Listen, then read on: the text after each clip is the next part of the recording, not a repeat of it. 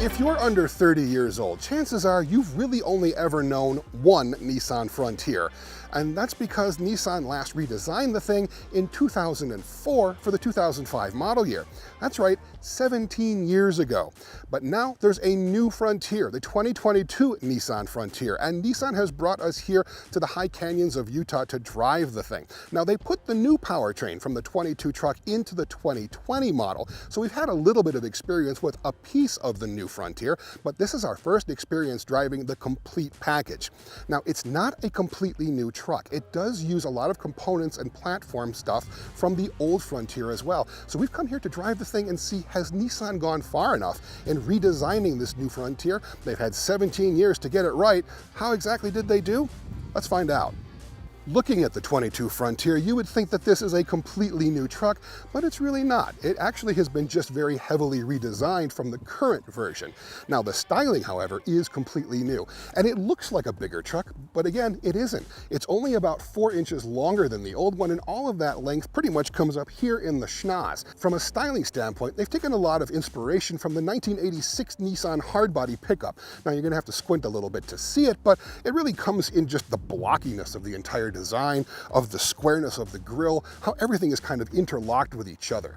Now, I don't know that it looks a whole lot like the 86 hardbody, which is kind of a classic design, but what it does look like is the current Nissan showroom. This has a lot more family resemblance to the Pathfinder, to the new Rogue, and I think that it really does fit in well with a lot of the other vehicles in the Nissan showroom. There are 4 trim levels for the 22 Frontier. This one is the top trim level. This is the Pro 4X model. It's the ultimate off-road version of the 22 Frontier. And there are a couple of distinctive visual cues that help you determine what you're looking at, and they help you identify the Pro 4X. First starts with the aluminum skid plate up front. All 4x4 Frontiers get 3 steel skid plates, but the Pro 4X adds the aluminum one up front in addition to that. You come down the side, and you have 17-inch beadlock capable black painted wheels. The fender flares on the side are not painted, they are just plastic. That's better for going off-road so you don't scratch things up. And of course you have the Pro 4X sticker in the back on the new bed. And the bed itself is actually something that we should look at a little bit more closely. See, the bed has more volume than it did before, but not necessarily because it's longer or wider, it's taller than it was. And in addition to being taller and having more volume, you also have a damped tailgate, both in opening and in closing. There's an optional spray-in bed liner, and you can see that this model has the also optional Utilitrack tie-down system that has 4 cleats along the edges to help tie things down to keep them secure when you're banging around off-road. Perhaps the biggest change for the 22 Frontier is in here. It features an almost entirely new interior. This instrument panel is all new. The gauges, a lot of the switches, the technology and the multimedia. You can get a 9-inch touchscreen in here with the latest Nissan multimedia system. Now, the interior is not an entirely home run effort. There are a couple of issues that I have with it. First of all, it's really not any bigger than the last one, and that really shows up in the back seat. It's still small, but this is what Nissan is saying their customers want. They want those compact dimensions. That's what the Frontier still delivers. The other thing is that you can still see some of the old Frontier poking through in a couple of areas. The steering wheel tilts, but it doesn't telescope, which is really unusual for 2022. And some of the switches are placed in areas that are really kind of hard to get to. This is the Pro 4X model, so it has an electronic locking rear differential, and it has electronic hill descent control, but those switches are by your left knee. And if you're in a situation where you might suddenly need them, going to hunt for them is not really the ideal situation. But honestly, that is the only foible I have with this interior. The rest of it is a top-notch effort, and it feels easily as good as anything from Jeep, and it feels a heck of a lot better than anything from Toyota.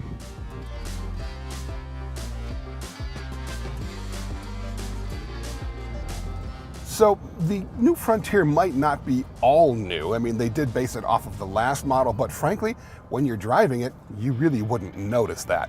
They have made changes to this thing that make it feel like a completely different vehicle than the old Frontier. It is far more refined, it's far better to drive, the powertrain is really quite good. You've got a 3.8 liter V6 mated to a 9-speed automatic transmission. There is no more 4-cylinder option. They're thinking that basically one engine is going to get the job done for the vast majority of their customers, and frankly, if it's going to be this one, it's not a bad engine to have. It has more standard horsepower than anything else in the class, but the torque doesn't quite match up to what the Ford Ranger can deliver from its turbocharged 4-cylinder, and you do kind of feel that sometimes when you're really giving it the gas and trying to get some serious acceleration. It doesn't have that punchy immediacy that the Ford Ranger in particular does with its turbocharged engine. Now, the 9-speed transmission is a lot of gears, yes, and you do feel it shifting fairly often in order to, get it to do what you want it to do, but frankly, it has a lot of gears to work with, and it's going to use all of those gears as it needs to. Perhaps the most extraordinary thing about driving the new Frontier is how absolutely quiet it is in here.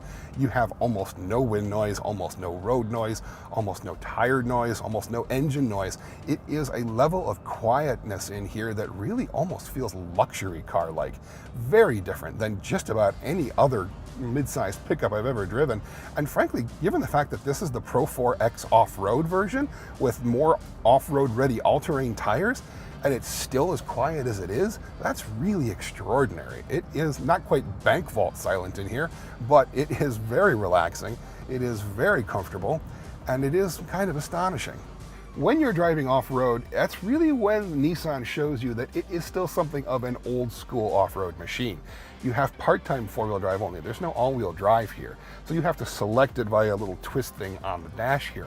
Now, with competitor vehicles, you'll have some new technology, like Ford Ranger has that terrain select feature, where you just pull up to wherever you are off-road, spin the knob, and determine exactly what it is you're going to be driving over, and it makes all the various changes for you.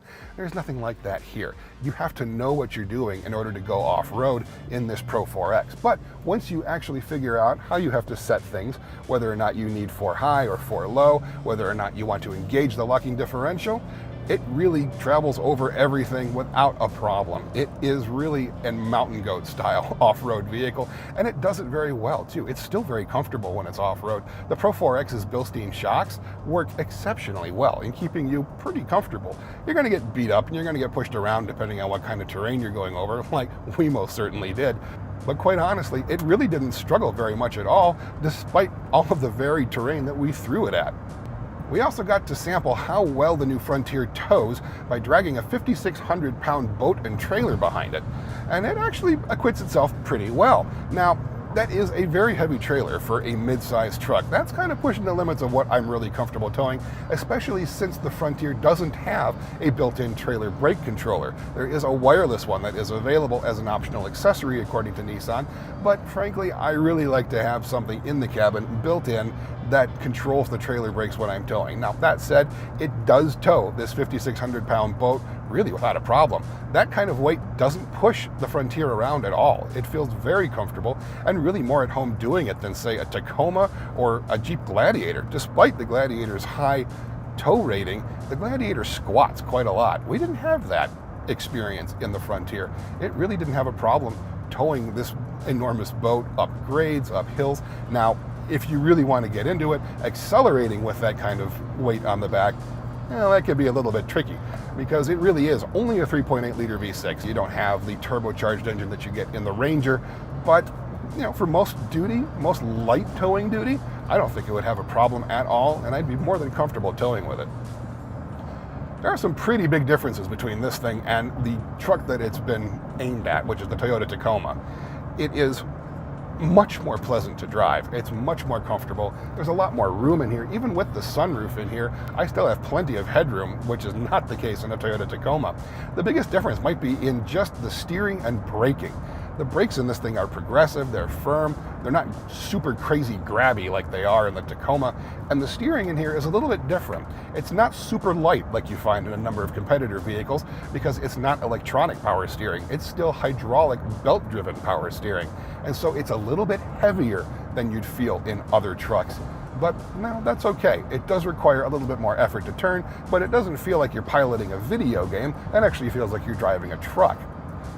Feel and feedback is acceptable, given the fact that this is an off-road truck with off-road tires. You're not going to be doing much canyon carving in it, unless, of course, those canyons are off-road. All in all, Nissan's update to the Frontier really is quite impressive. Now, it doesn't have all the fanciest bells and whistles like you'd see in some of the other competitor vehicles. It doesn't have like the electronic terrain select stuff that you see in the latest Ford Ranger. But Nissan has also said that their buyers are really not interested in a lot of that kind of stuff. They've really instead focused on just competency, making the thing better in the areas where it needed to be better. The interior, the powertrain, noise, vibration, handling, that kind of stuff. It doesn't have all the extra bells and whistles, but then again, you're also not paying for a lot of extra bells and whistles either. It actually comes in anywhere from a few $100s to a few $1,000s less expensive than a comparable Toyota Tacoma, and that really is what they were aiming for. The 22 Frontier will be available in very early September. The factory's already cranking them out. They just need to ship them to the dealers. Now, it's going to start at just over $29,000, including destination fee, for a base model S version, all the way up to just about $42,000, $43,000 for a loaded Pro 4X crew cab like this one.